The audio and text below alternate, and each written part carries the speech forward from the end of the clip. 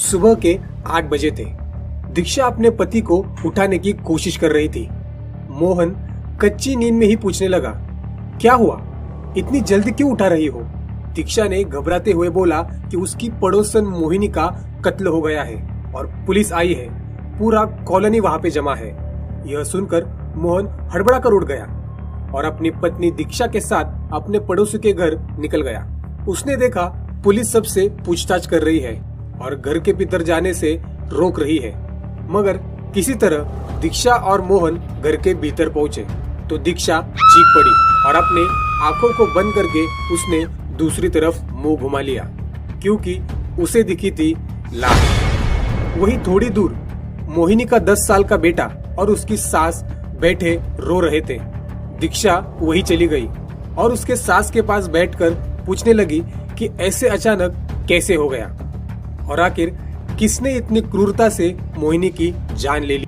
मोहिनी का पूरा चेहरा चाकू से बिगाड़ दिया गया था और उसके शरीर पर कई बार चाकू से वार किए गए थे, जिससे कि उसकी आइडेंटिटी किसी को पता ना चले।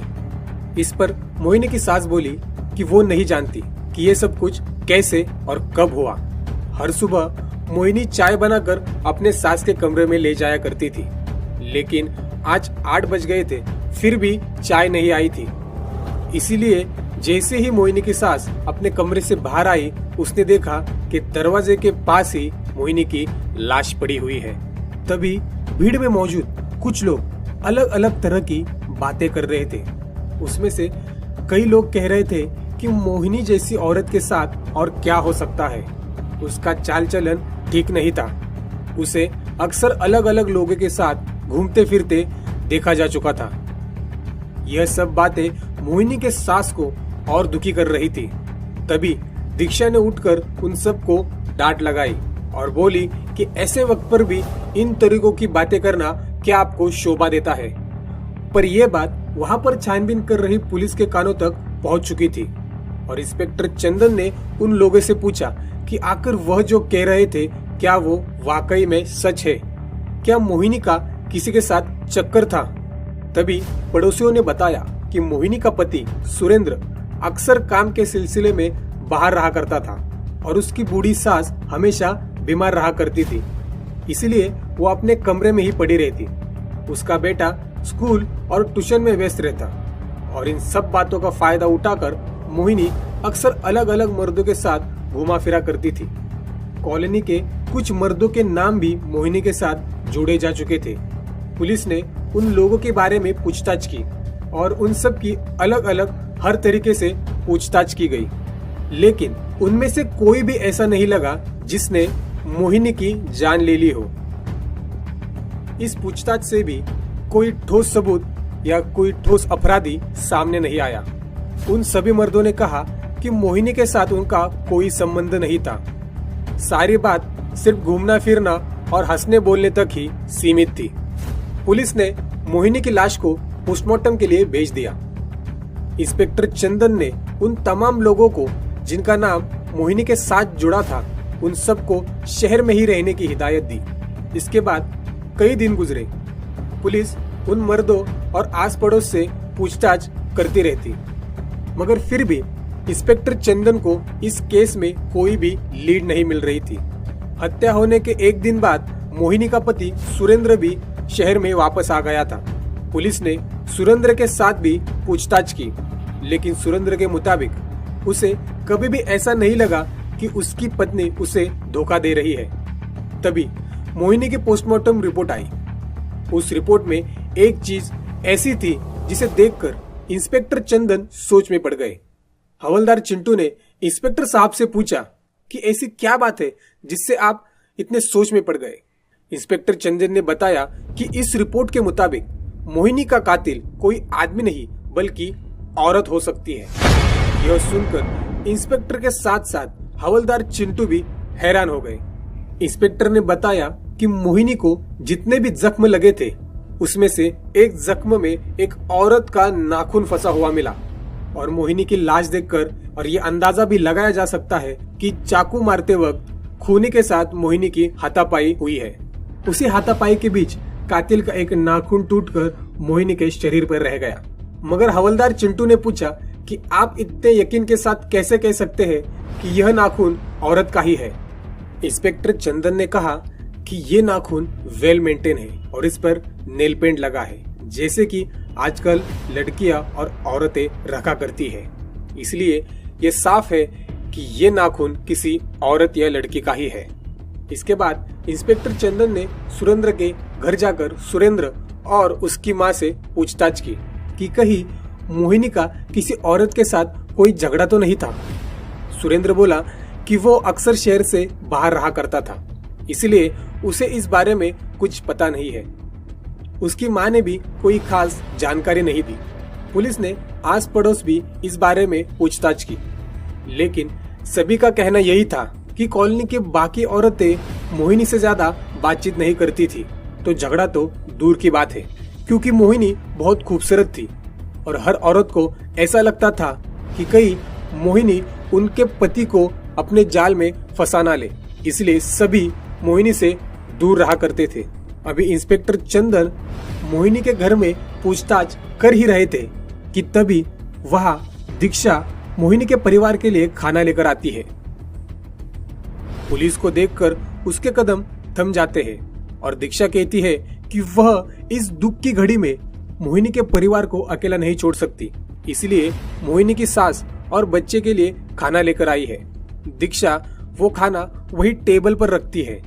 तभी इंस्पेक्टर की नजर दीक्षा के हाथ पर पड़ जाती है और वो हवलदार चिंटू को धीमी आवाज में कहते हैं, मैडम के हाथ पर जरा गौर करो, क्या तुम्हें कुछ पता चला?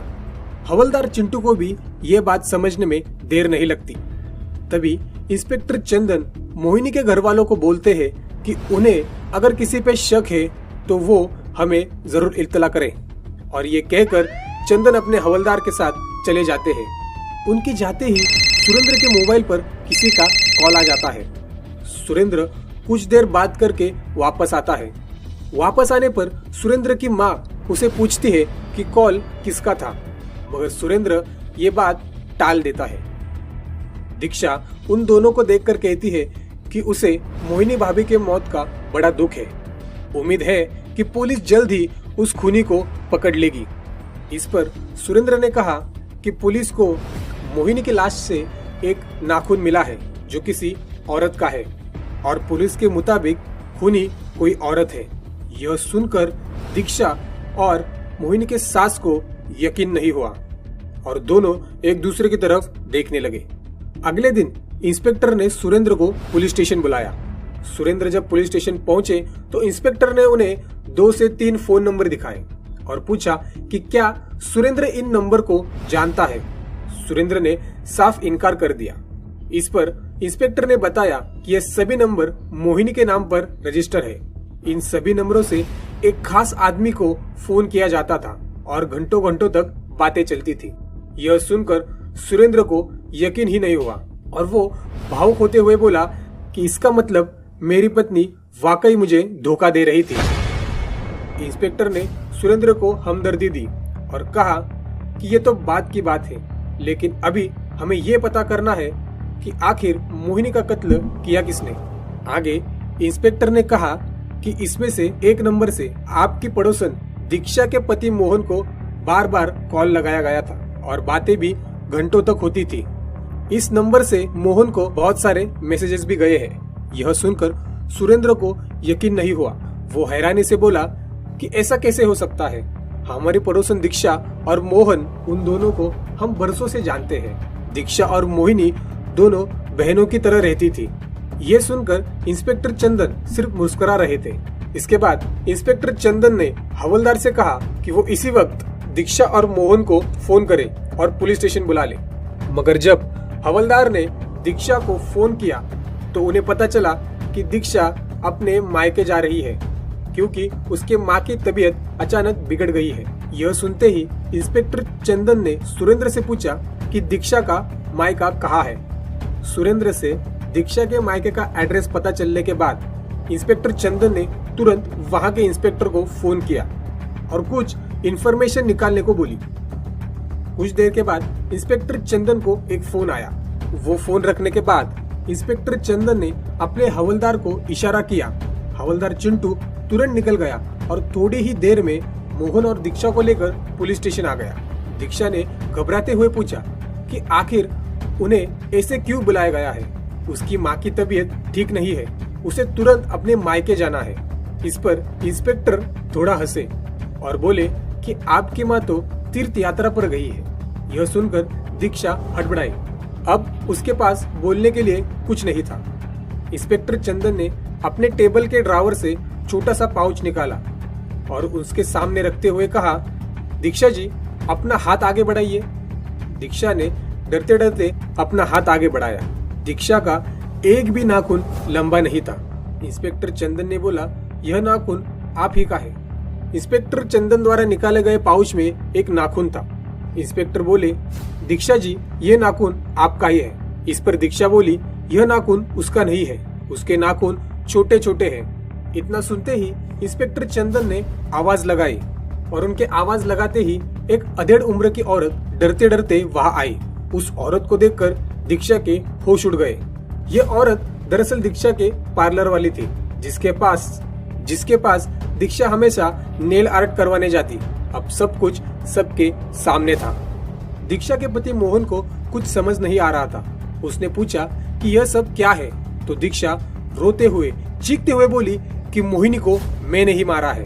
यह सुनकर सुरेंद्र और मोहन दोनों ही शॉक हो गए।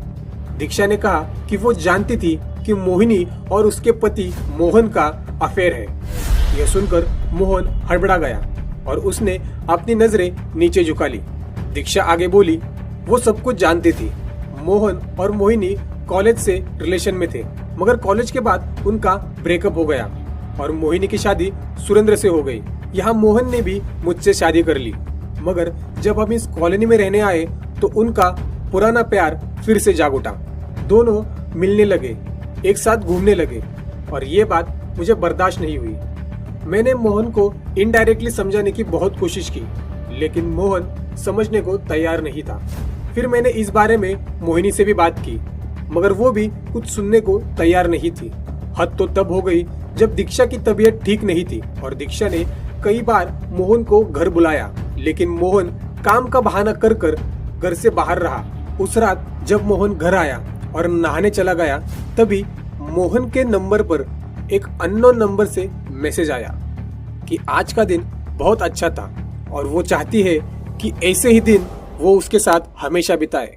मुझे समझने में देर नहीं लगी कि ये मैसेज मोहिनी का है और दिन भर मोहन मोहिनी के साथ था।